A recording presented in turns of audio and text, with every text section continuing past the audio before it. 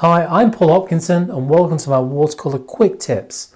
Now this time what I want to show you just my kind of basic brushes which I use for all of my paintings. Let me show you the ones that I use. Now the kind of brushes I use tend not to be the more expensive range or anything like that. I tend to go for, I'm not a cheapskate, but what I tend to do is go for something which I think it just does a job for me.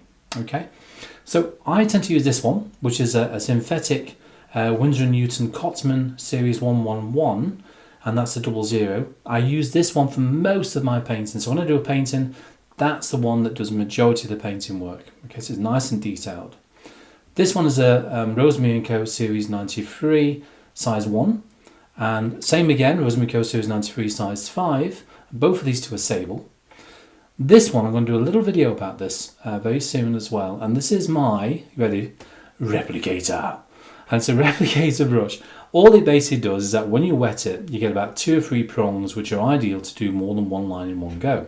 Do you remember those days when we did lines at school? Or was I the only one? Thinking about that. Okay, so other than that, we've got a mop brush. I showed how to make that, as I said. A mop brush, which is nice kind of squirrel hair, lovely and soft. And that's ideal for getting the washes on the background of a painting.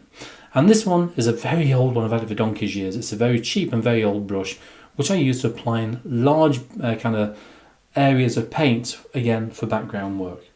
So that really is the nature of my brushes, and that's what I tend to use on a daily basis.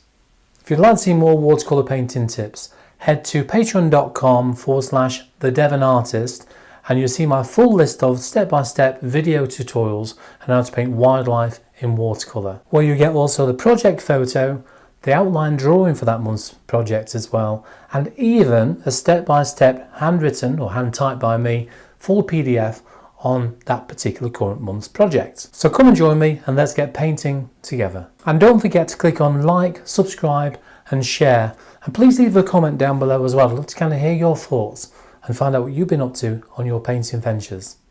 So until next time, bye bye for now.